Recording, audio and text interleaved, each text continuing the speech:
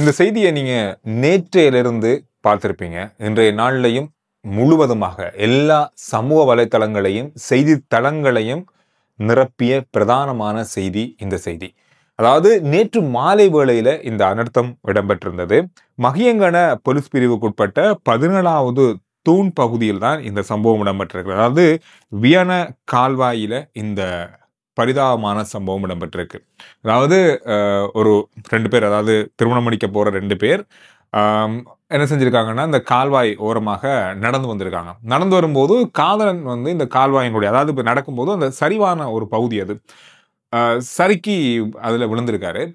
விழுந்தவரை கை பிடிச்சி தூக்கி எடுக்கிறதுக்கு காதலி முயற்சி பண்ணியிருக்காங்க. முயற்சி பண்ணும்போது அவங்களும் இழுபட்டு அந்த கால்வாய்க்குள்ள விழுந்திருக்காங்க.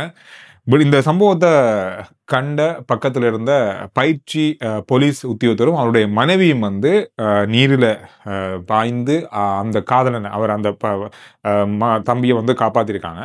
අපි දෙන්න පහල කඩේට ගිහින් එනකොට අංකල් කෙනෙක් කෑ ගහලා සබම් පිටින් ආවා. එතකොට අපි බලනකොට මුකුත් පේන්න තිබ්බේ නැහැ. ඊට පස්සේ ආයෙ පාරක් බලනකොට තමයි දැක්කේ ඔළුවක් උඩ එනවා යට යනවා උඩ එනවා යට යනවා. ஆனா காதலி அதுக்குள்ள விழுந்தது அவங்களுக்கு தெரியாது. அவங்க காணாமல் போயிருந்தாங்க.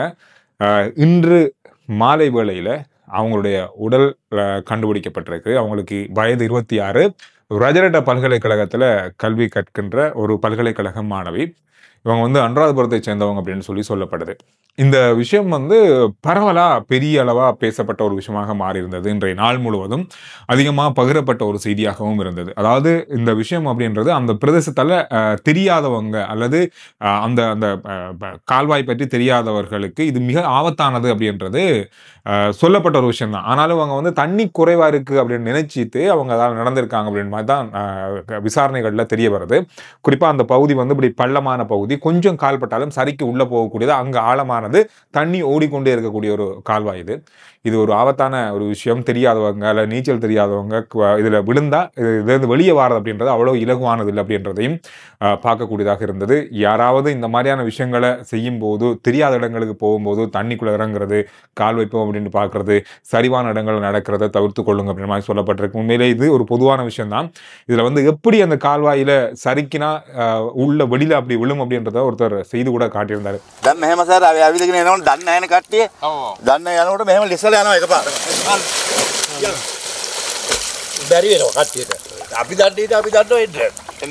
மிக ஆபத்தான ஒரு விஷயம். நீச்சல் தெரியல அப்படின்னு சொன்னா ஒரு துளி கூட நம்ம வெளியில வர முடியாது அப்படின்றது மட்டும் பார்க்க தெரிஞ்சது. வெளியில போகும்போது மிக ஆபத்தான விஷயங்கள் அல்லது பார்க்கும்போது நல்ல விஷயமா இருக்கும், அல்லது நமக்கு ஓகே இது சாதகமான விஷயமா தான் இருக்கும்னு தெரியும். ஆனா அந்த பிரதேச மக்களுக்கு தான் தெரியும் அதுல உள்ள ஆபத்து என்ன, அதுல போகலாமா இல்லையா.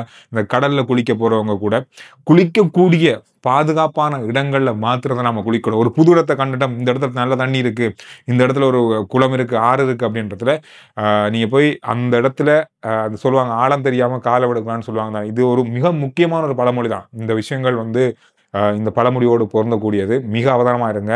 எங்கேயும் போகும்போது தெரியாத இடங்கள்ல அதாவது ஆபத்தான இடங்கள் என்று தெரியாமல் போய் காலை வச்சிடாதீங்க. இது ஒரு பெரிய அளவான ஒரு அனர்த்தமாகவும் சோகத்துக்குள்ளான ஒரு விஷயமாகவும் மாறி இருக்கு. இதோட இன்னொரு விஷயம், கடந்த 24 மணித்தியாலத்துல 14 உயிரிழப்புகள் விபத்துக்களால் இடம்பெற்றிருக்கிறது. 9 விபத்துக்கள்ல 14 பேர் உயிரிழந்திருக்காங்க. கடந்த 24 மணித்தியாலத்துல பாருங்க, மிக மோசமான விபத்துக்களை சந்திக்கிற நாடினுடைய பட்டியல்ல நம்ம இணைந்து கொண்டே இருக்கிறோம். தொடர்ச்சியாகவே இதுல குறைபாடுன்றது மிக மிக மிக கடினமா இருக்கு. கடந்த நாட்கள்ல நாங்க பேசிய பல விஷயங்கள் இருக்கு. காவல்துறையினர், அதாவது போக்குவரத்து போலீசார் எடுக்கும் நடவடிக்கைகள் இருக்கு. இது எல்லாத்தையும் தாண்டியும் இவ்வளவு விபத்துக்கள் கவலையினத்தால நடக்குது, அதிவேகத்தால் நடக்குது. இந்த மாதிரி பல விஷயங்களால பல உயிர்கள் ஒவ்வொரு நாளும் பறிக்கப்படுது இந்த விபத்துக்களால் அப்படின்றது மிக கவலைக்குரிய விஷயமாக மாறி இருக்கு. செம்மணி தொடர்பான தகவல்கள் கடந்த நாட்களில் இல்லாமல் இருந்தது. காரணம்னு சொன்னா 2ஆம் கட்டத்தினுடைய அகழ்வு நடவடிக்கைகள் நிறுத்தி வைக்கப்பட்டு இன்றைய நாள்ல ஆரம்பிக்கப்பட்டிருக்கிறது. இன்று ஆரம்பிக்கப்பட்ட நாள்லயே 7 எலும்புக்கூட்டு தொகுதிகள் கண்டடிக்கப்பட்டதாக சொல்லப்பட்டிருக்கு. அதோட மட்டும் இல்லாம இன்னும் ஒரு முக்கியமான செய்தி இந்த செம்மணியில இன்றைய நாள்ல இடம்பெற்றிருக்கிறது. இந்த செம்மணி தொடர்பான விஷயங்கள் இப்பொழுது சிஐடி குற்றப்புலனாய்வு பிரிவுக்கு ஒப்படைக்கப்பட்டிருக்கு. அவர்கள் இது தொடர்பான விசாரணைகளை ஆரம்பிப்பதற்கான அனுமதி வழங்கப்பட்டு சொல்லப்பட்டிருக்கு.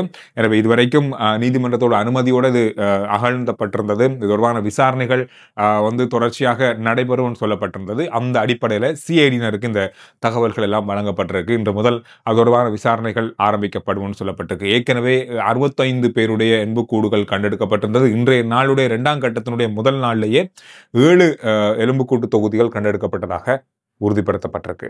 இது ஒரு ஆச்சரியமான செய்தி, கேட்கும்போது கவலைக்குரிய செய்தியும் கூட. கடந்த 3 வருஷத்துல நம்ம நாட்டில் இருந்து 1489 வைத்தியர்கள் நாட்டை விட்டு வெளியே போயிருக்காங்க. 1489 பேர் கடந்த 3 வருஷத்துல. இது வந்து மிகப்பெரிய அளவான ஒரு கவலைக்குரிய விஷயம். அதோடு மட்டும் இல்லாம பல வைத்தியர்கள் இன்னும் நாட்டை விட்டு போறதுக்கு தயார் நிலையில இருக்காங்க அப்படின்ற மாதிரி சொல்லப்படுது. இப்படியே வைத்தியர்கள் போனா என்ன ஆக போகுது நம்ம நாடு அப்படின்னு தெரியல. இந்த வைத்தியர்கள் வெளியில போனதால கிட்டத்தட்ட 1250 கோடி நட்டமாக இருக்கு அரசுக்கு. என்ன பாருங்க, மிகப்பெரிய அளவான நட்டமும் அரசுக்கு ஏற்படுது. அதோட இங்க இருக்க மக்களுக்கு சரியான மருத்துவமும் இல்லாமல் போகுது. இனிமேல் வைத்தியர்கள் நாட்டை விட்டு போன மாதிரி நோயாளர்களும் நாட்டை விட்டு போக வேண்டிய நிலைமை வரலாம் அப்படின்ற மாதிரி பெரிய ஒரு கவலைக்குரிய விஷயமாக சொல்லப்படுது. காரணம், நல்ல வைத்தியர்கள் இருக்கிற நாட்டுக்கு இங்கிருந்து நோயாளிகள் போக வேண்டிய நிலைமை வருமோ அப்படின்ற மாதிரி தான் இப்போ சொல்லப்படுது. அந்த அளவுக்கு வைத்தியர்களுடைய பற்றாக்குறை நாட்டில் நடக்கலாமோ அப்படின்ற அச்சம் ஏற்பட்டிருக்கு. இன்னும் ஒரு 4 வருஷத்துக்கு நாட்டில் தேர்தல் நடக்காதுன்னு சொல்லப்பட்டிருக்கு. 3-4 வருஷத்துக்கு பிறகுதான் தேர்தலை நடக்கும்னு சொல்லப்பட்டிருக்கு. இது மிக முக்கியமா நிறைய எதிர்பார்ப்புகள் இருந்தது. இந்த வருஷம் அல்லது அடுத்த வருஷம் ஒரு தேர்தல் நடக்க போகுது, மாகாண சபை நடக்கும் அப்படின்ற மாதிரி சொல்லப்பட்டிருந்தது. ஆனா இது நடக்காது அப்படின்றது மட்டும் உறுதியாகி இருக்கு. காரணம், இப்பதான் தேர்தல் நடந்திருக்கு, பலதரப்பட்ட விஷயங்கள் நாட்டில் நடந்து கொண்டிருக்கு, பல மாற்றங்கள் நடந்து கொண்டிருக்கு. இந்த மாதிரியா நடக்கும்போது இன்னும் ஒரு 4 வருஷத்துக்கு தேர்தல் இருக்காது அப்படின்னு சொல்லப்படுது. என்ன நடக்க போகுதுன்னு தெரியல. நிறைய பேர் தேர்தல் நடக்க வைக்க வழக்கெல்லாம் போடுவாங்க, அதெல்லாம் நடக்கும். இந்த விஷயம் ஒரு முக்கியமான விஷயமா இருக்கு. இதோட கல்வி திட்டத்துல பெரிய ஒரு மாற்றம் வரப்போகுது. இது தொடர்பான பேச்சுவார்த்தைகள் தொடர்ச்சியாக இடம்பெற்றுக் கொண்டிருக்கு. பிரதமரும் கல்வி அமைச்சருமான ஹரணி அமரசூரி அவர்கள் இது தொடர்பான பல விஷயங்களை சொல்லியிருக்காங்க. இது தொடர்பான காணொலி ஒன்று உங்களுக்கு நான் தனியாக தரேன். இதுக்கு எதிர்ப்பும் இருக்கு, ஆதரவும் இருக்கு. இதுல பல விஷயங்கள் பொழுது பேசப்படுது. இன்னும் இது முடிவுக்கு வராட்டியும் இந்த கல்வி திட்டத்திலையும் கல்வி பாடங்கள்லையும் பெரிய அளவான மாற்றத்தை இலங்கையில வருகின்ற நாட்கள் கிட்டத்தட்ட வரப்போனா அடுத்த வருஷத்துல இது தொடங்கும் அப்படின்ற மாதிரி தான் எதிர்பார்க்கப்படுது. பார்க்கலாம் என்னென்ன விஷயங்கள் இருக்க போகுது அப்படின்னு சொல்லி. யாழ்ப்பாணத்துல ஒரு சம்பவம் நடந்திருக்கு. போதைப் பொருளை ஊசியால ஏற்றி பாவித்து கொண்டிருந்த இளைஞர் ஒருவர் உயிரிழந்திருக்காரு. பல இடங்கள்ல இந்த போதைப் பொருள் தொடர்பான பல கைது நடவடிக்கைகள், பலர் அடிமையான சம்பவங்கள் ஏராளமாக நடந்து கொண்டிருக்கு.